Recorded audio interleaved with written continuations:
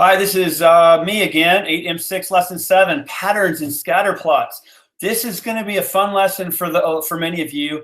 We're not going to do some serious math calculation, but we're going to do some analysis on graphs and really require your brains to be turned on to understand and really start to begin to apply what we've learned about scatter plots to being able to interpret data and then write little stories. Maybe by story I don't mean 7-line or 7-page essays, just two sentences to kind of explain what's going on in the data. Very important to be able to recognize patterns in data so that you can understand and be a great citizen in this world. There's many graphs and charts that you're going to see in the world, in newspapers, magazines, online, that try to prove certain things. And you're going to need to be critical thinkers as you get older and understand whether what these people are saying about these graphs is correct or whether they're trying to pull the wool over your eyes. Let's get to it.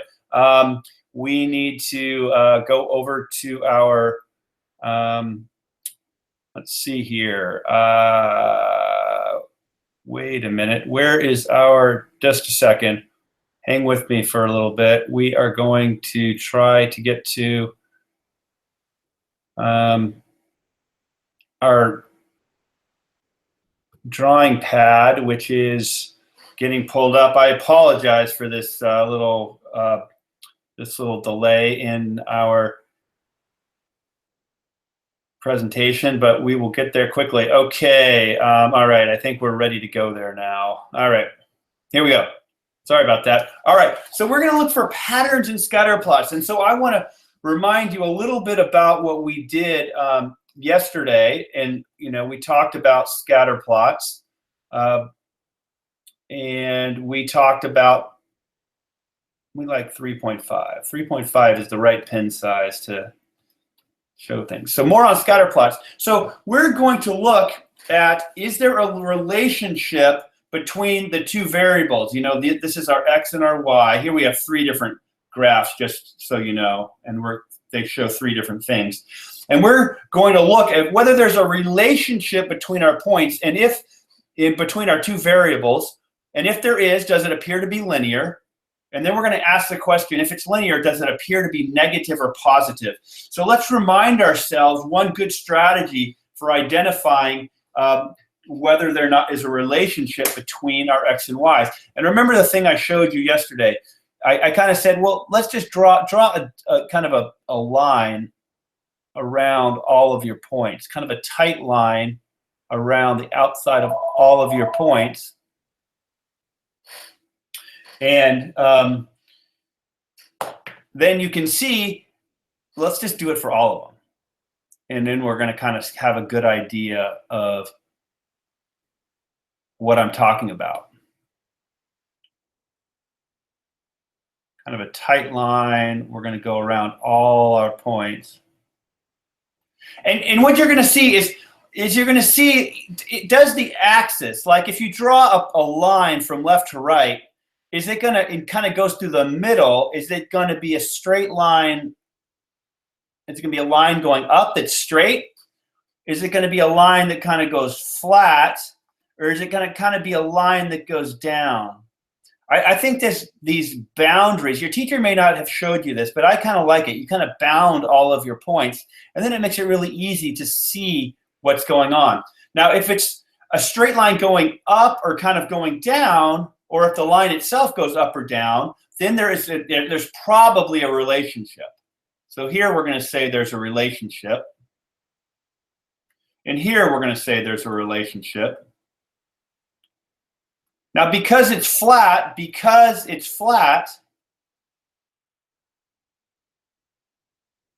no relationship. There's probably. When you're dealing with statistics, there's never really 100% answer, but there's probably no relationship if it's flat like this. Okay? And the idea is X here, as X gets bigger, Y doesn't change. As X changes, right? As X gets bigger or X gets smaller, Y doesn't change. So there's no relationship. X changes, but Y doesn't. No relationship. So this is a no. Here, as X gets bigger y gets bigger, right? As we kind of go, as x gets bigger, our y is also getting bigger. So here, oh, and by the way, this is linear. This looks like it's linear. That's our question B. Because when you draw a line kind of down the middle of the points, it's a line. We'll see an example later where we seem to have a relationship that's not linear, but I don't have that on this page. So we think it's linear. And here, is this one positive? This one's positive because our line has a positive slope, right? If you figured out the delta y over delta x, connecting what we've learned before, this is going to be positive, right? If we did our delta y over delta x, delta x and our delta y, that's positive. Whereas here we're going down. We have a negative y when we get positive x. So here we have a negative relationship. And we're going to see examples of all three of these, and even the example where we have a linear relationship, a relationship, but it's not linear. So we're going to do 5 questions from today's lesson. We're going to use examples from today's lesson because they're real, again, they're really good. I could have made up some, and I actually did right here. We made up 3, but the ones from today's lesson are pretty good. So we're going to answer these questions. All right, let's move ahead. So on scatter plot 1, let's make our line. And actually, I said it, let's make our pencil big, but let's make our pencil a little bit smaller for purposes here of identifying the scatter plot. So let's maybe make it a 2.3. So let's do our lines around the outside of the points to really get, I think you don't even need it in this case, but let's get a good visual here. So now if we drew a line down the middle, it probably looks something like this. And can we make a straight line? Let's just go ahead and make it straight because it looks to me like it really is a straight line. A straight line down the middle would be something like that.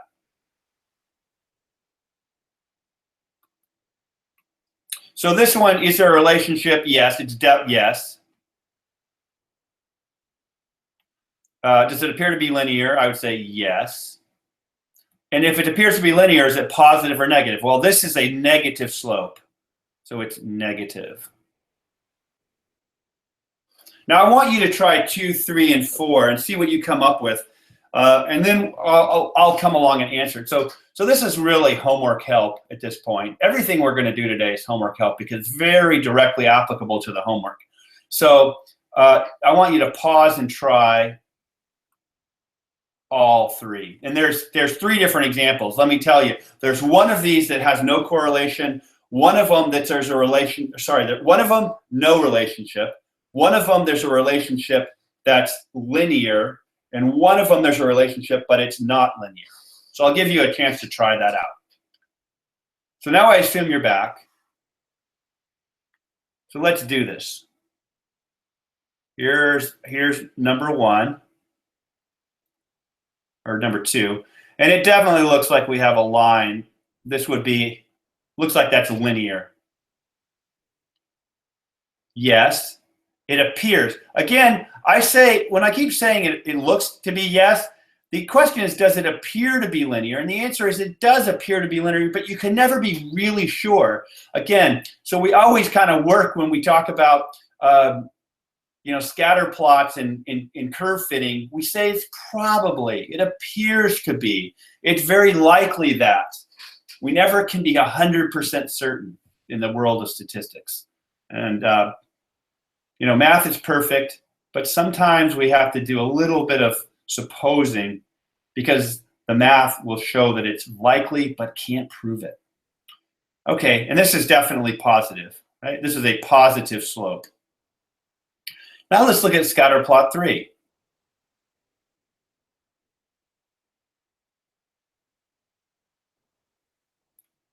Well, this one's an interesting one. This one looks like it could be, if you said this looks like But you have to come up here. I mean, if you said that this could be, kind of looks like that to me, because you have to have a few points, you know, here's your points again. You need some points above and some points below the line. I would say in this case, there's probably no. Probably not. I mean, it would be slightly negative, but it's probably just a flat line. And so I would say not applicable, because it doesn't appear that there's a relationship, and it doesn't appear to be, you know, and because there's not a relationship, you can't really talk about whether it's linear or not. I'd say probably no. If you said maybe, another answer could be maybe, and you could have said yes, and you could have said slightly, just ever so slightly negative. That may be okay. But I like this answer better because it's really not clear. Now let's try this one here.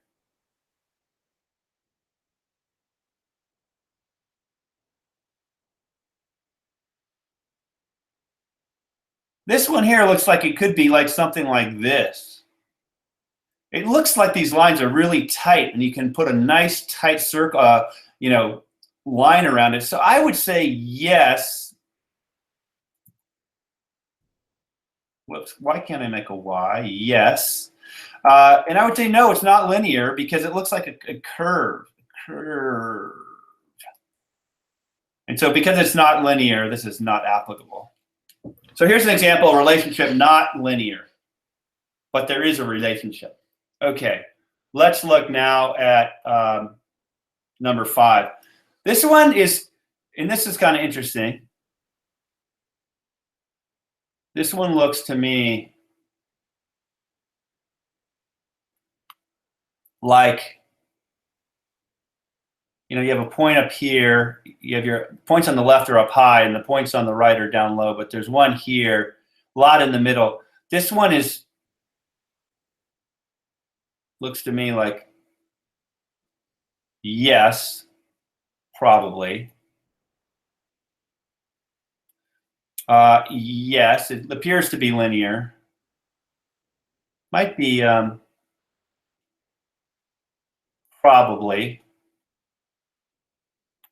And it appears to be negative, going down to the right. All right, so you can't be sure. If you said no, I think it probably is. It almost certainly has to be yes, because this definitely kind of goes down and to the right.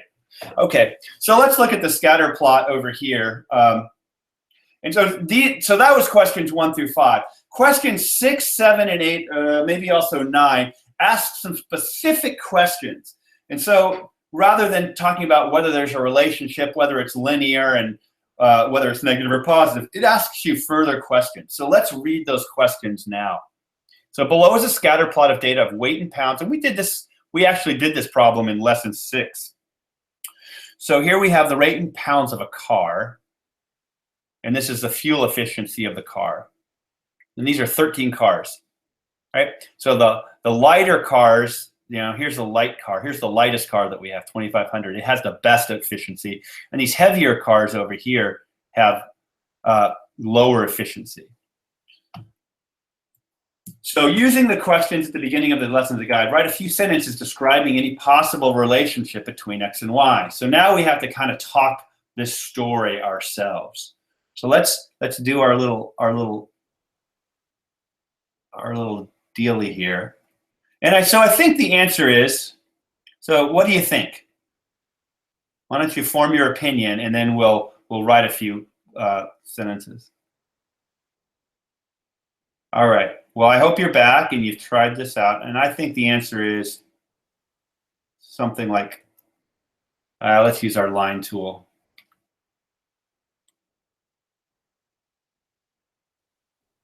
Now notice on my line tool, one of the key things about making this line is that I have, if about half of my points want to be above the line, and I want about half of them to be below the line. So I've done a pretty good, and some of them are on the line. So I have about 4 or 5 above, 4 or 5 below, a couple of them directly on the line. So this is probably a pretty good curve fit. You may say the line should even be slightly lower. But again, this isn't perfect. It's not a perfect science. So we're going to say that, let's write a few sentences. So we're going to say it, and this goes with number 6. Let's write it in, we'll write it in print. It appears, remember, we're going to use their words, appears that there is a linear relationship, and we're going to say it's linear relationship between weight, the weight, and fuel efficiency of cars. It appears to be negative. Okay, can we say that heavier cars cause lower fuel efficiency? We can't say that, but we can say that it appears that there is a relationship. It may be causal, and it may just be correlated. Causal, if you recall from last lesson, means that heavier the weight causes less efficiency. And a correlated simply means weight heavier. All it means is heavier cars tend to have less efficiency, but it doesn't cause it. The cause may be something else, like heavier cars have bigger motors, and bigger motors have worse efficiency. So we can't prove it's causal. We just know that it's linear, and it could be causal or correlated. All right, let's look at the next problem. Below is a scatter plot of the quality of bike helmets and the price. So the question here is, does more expensive helmets, if I pay more, do I get a higher quality? Well, let's do our little thing here, and let's try and draw a line down the middle of it. Well, if we drew a line down the middle of it, it would look probably something like this. You know, again, we have some points above the line and points below the line, and the line seems to be as close to all the points as possible. So because it's flat, what is true? Because the slope of line is not positive or negative, there is probably no relationship. So spending more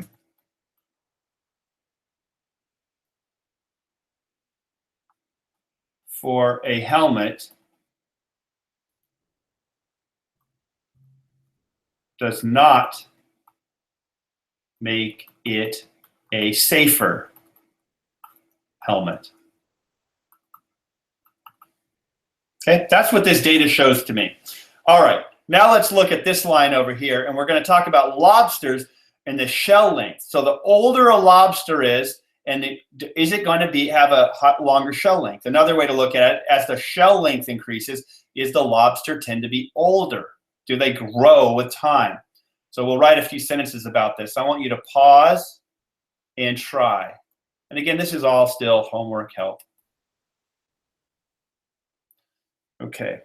All right, I assume you're back. Let's just switch colors because we've been doing it in purple for so long. Let's switch over here to green. Okay, so here we go. Boom, boom, boom, boom, boom, boom, boom, boom, boom, boom, boom, boom, boom, boom, boom, boom, boom. Well, this doesn't look like a straight line is what you want. It looks to me more like you want something like a curved line. Let me switch colors one more time. Let's switch to orange. It looks to me like you want a curved line like this. So there appears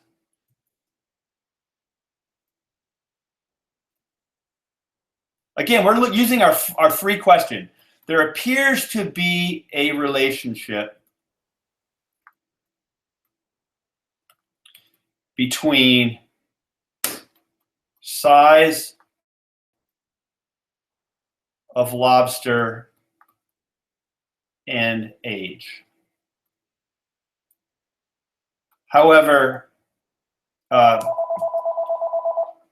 it's positive, but not linear. Right?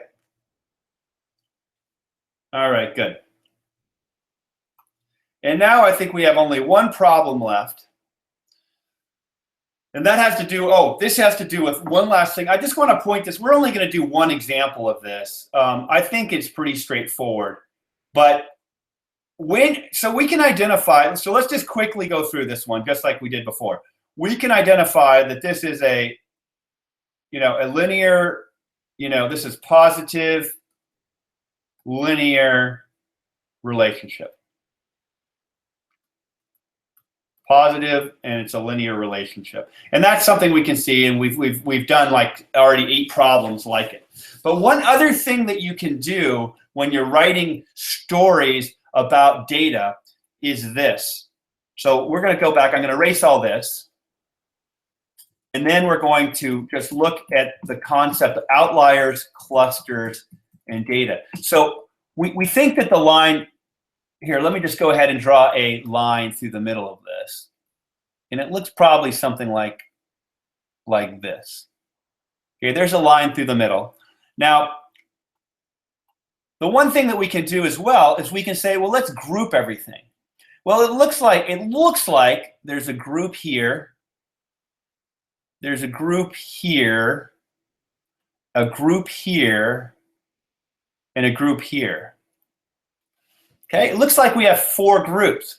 Now, what we call clusters are points that form like clouds. This is a cloud. This is a cloud. So if you think of this as up in the sky, this would be like, these would be clouds. And then there would be gaps here. This is a gap. Gap. Gap. Now, and so these are called clusters. Clouds are like clusters. Now, clusters that are by themselves, we don't call clusters because they're not clustered together with multiple points. This is called an outlier. So we have clouds or clusters. We have, in this case, if you were talking about this data, we have 3 clusters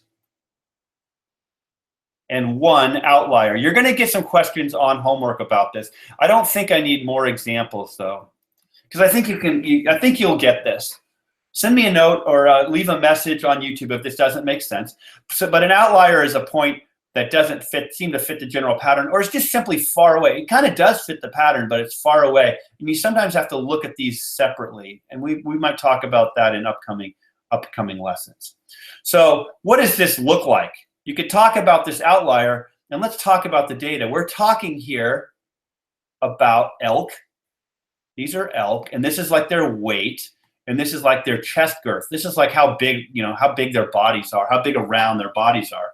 And so what does this look like to you? This looks like a kind of a very small elk. He's only 100 kilograms. All the rest of the elks are 200, 250, or 300. Here's one of like 300 pound. Here's a cluster of 250 pound. Here's a cluster of like 175 pound elks. But here's a little tiny one who's only 100 kilogram. So this outlier is 100 kilogram elk. And he has a chest girth, a small chest girth. It's 95 centimeters chest. You know, these guys all have like, these guys are like 110. These guys average about, 135. And these giant monster guys have about 160. So clusters and outliers. And that's where we're going to end today's lesson. Hopefully this was helpful to you. We will resume tomorrow with lesson 8. And we're going to continue with our, my hair's all messed up. We're going to continue tomorrow with lesson 8, 9. Keep on with the scatter plots. Notice there wasn't a lot of math. You have to do a few guesses about what, whether you have linear, non-linear relationships, whether there's a relationship at all. But I find this stuff really fun and fascinating to tell stories about data. And this is math, and it is real, and it is very important, especially in today's society, when people are trying to prove things with data, for you to be able to understand for yourself whether what they're trying to prove and that data supports what they're trying to prove, or whether they're just trying to pull the wool over your eyes. All right, we'll see you next time on Lipscomb Teaches Math 8 and 6.